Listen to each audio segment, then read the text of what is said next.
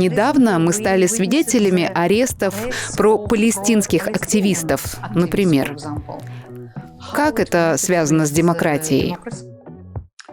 Поэтому я просто хотел бы напомнить вам, что во время карантина вы видели лучшее в этой стране.